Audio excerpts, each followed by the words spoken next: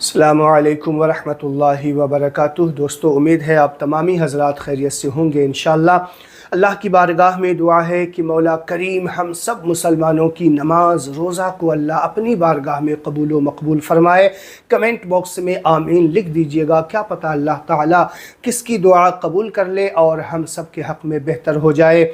दोस्तों, आइएगा आज के इस वीडियो में हम आपको सदक़े फ़ित्र के मुताल्लिक़ चंद अहम बातें बताने वाले हैं, तो आप वीडियो को तवज्जो के साथ बड़े ध्यान के साथ देखिएगा। देखिए, सदक़े फ़ित्र सबसे पहले आपको हम ये बताते हैं कि सदक़े फ़ित्र किस पर वाजिब होता है।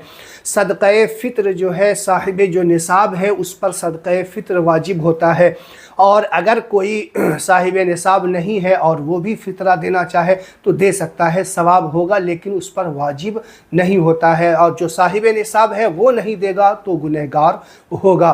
तो बात ये है कि साहिब निसाब किसे कहते हैं। साहिब निसाब शरीयत ने उसे कहा है जिसके पास 52.5 तोला चांदी हो या उतनी 52.5 तोला चांदी ख़रीद सके, इतनी रकम हो, आ जाए 52.5 तोला चांदी इतनी रकम है उसके पास, या सामान तिजारत है उतना। यानी मिसाल के तौर पे आज के दौर में अगर 50 से 55 हज़ार रुपये किसी के पास है तो वो साहिब निसाब है, वो ज़कात भी अदा करेगा और फ़ितरा भी अदा करेगा। तो आइए हम जानते हैं कि फ़ितरा किन चीज़ों से दी जाती है। फ़ितरा 4 चीज़ों से दी जाती है। याद रखिए, गेहूं के ज़रिया फ़ितरा अदा की जाएगी और गेहूं में ही आटा शामिल हो जाएगा। नंबर 2, जौ के ज़रिया आप फ़ितरा अदा करेंगे।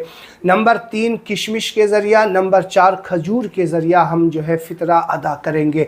देखिए, आपको यहाँ पर मैं आपको एक बहुत अहम बात बताने जा रहा हूँ। आज के दौर में अभी गेहूं की रेट क्या हो सकती है, आप अंदाज़ा करेंगे ज़्यादा से ज़्यादा 50-60 रुपये जो है सदक़े फ़ित्र गेहूं की रेट के मुताबिक निकलेगा। यानी गेहूं के हिसाब से अगर हम फ़ितरा अदा करना चाहें तो 50-60 रुपये में हमारा फ़ितरा अदा हो जाएगा। लेकिन अल्लाह ताला ने 4 चीज़ों का बयान किया, गेहूं, जौ, खजूर और किशमिश।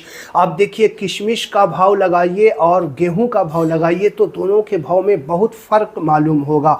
तो अल्लाह ताला ने ऐसा क्यों हुक्म दिया है, एक इतना कम भाव का और एक इतना ज़्यादा भाव का? तो इसका यही मतलब होता है कि जो सिर्फ साहिब निसाब ही हैं वो जो है गेहूं के हिसाब से अदा करे, और जिसे अल्लाह ताला ने माल अता किया है, जिसको विरासत में माल मिला है या जिसकी जो है मंथली इनकम ज़्यादा है, तो वो क्या करे, वो खजूर से और किशमिश के साथ फ़ितरा अदा करे। ये अल्लाह ताला ने इसलिए रखा है कि जो सिर्फ साहिब निसाब है यानी 1,50,000 रुपये उसके पास रकम बनती है तो वो गेहूं से अदा करेगा, वो किशमिश से कैसे अदा करेगा। और लेकिन जो लखपति है, करोड़पति है, जिसके पास अल्लाह ताला ने ढेरों माल अता किया है, तो वो जो है खजूर के साथ, किशमिश के साथ अदा करे। तो ये अल्लाह का कानून है, ये दीन इस्लाम है, यही मज़हब इस्लाम है। अब अगर जो लाखों करोड़ों का मालिक है फिर भी वो गेहूं से अदा करता है तो मैं आपको बता देता हूं कि आपका फ़ितरा तो अदा हो जाएगा, लेकिन अल्लाह ताला ने जो आपको माल अता किया है आप उसका सही तरीके से शुक्र अदा करने वाले नहीं होंगे। देखिए, लोग क्या होता है कि आज अपने आप को सब गरीब ही समझ रहे हैं एक दूसरे की तरफ। जिसके पास लाख रुपए है वो 10 लाख रुपए वाले को देख करके ख़ुद को गरीब कहता है कि देखो उसके पास 10 लाख में तो उसके सामने गरीब हूँ।